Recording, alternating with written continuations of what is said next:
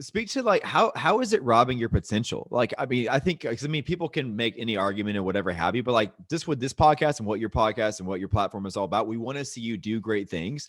How is this? How is pornography? How is sleeping around or whatever it is?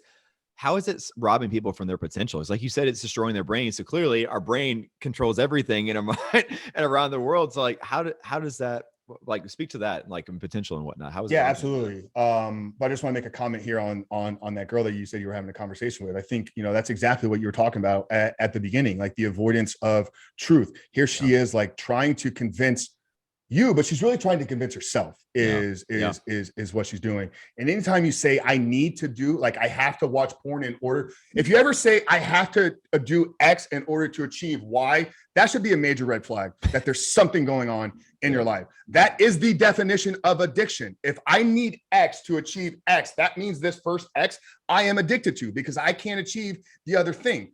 Let's talk about it. The internet has been around for what, 25, 30 years? So you need something that's only been available to humans for 3 decades, but the thousands of years that humans were here before.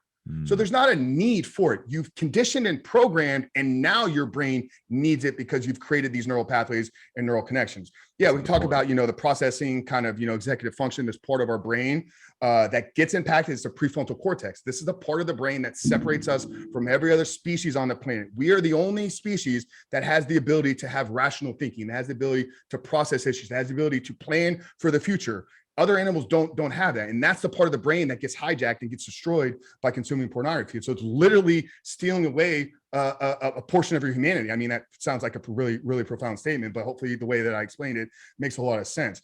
I want to talk more about, more the sexual transmutation side of things, because this is something that's been truly fascinating for me as somebody that did watch porn for 2 decades, did have a lot of sex for 2 decades, and I accomplished quite a bit in my life, bodybuilding, businesses, whatnot. When I removed all of that, it's like, okay, like now my ability to like create for the world, like 10x.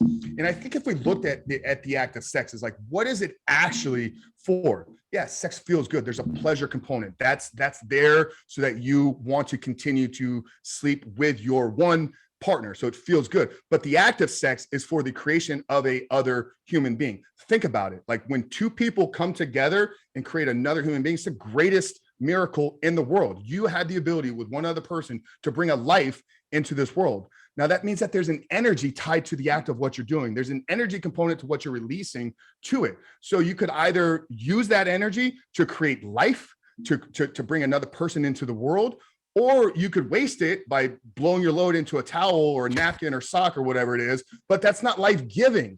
Right. If we understand that that the sexual energy is life-giving, it's designed for creation. So instead of blowing your load all over the place, why don't you learn how to harness that energy, transmute it, create a goal in life that is creative, that brings value to the world, that is life-giving to other people, and then use that energy. Napoleon Hill talks about this in Think and Grow Rich. I've read the book. I've read the book every year for the last 7 years. And that chapter didn't jump out to me until 2019. I'd read it 7 times before that. I glossed over it every single time. But the greatest self-development book of all time talks about how men back then, successful men, world leaders, had the ability to harness their sexual energy. So I think that's probably for the men more than anything out there.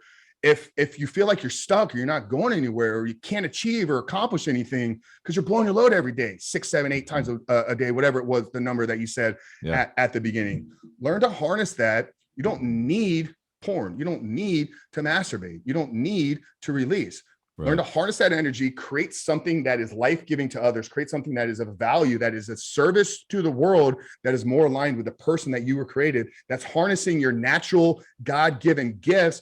Bring those 2 together, stay away from porn for 90 days, and then call me back and just tell me how better your life is.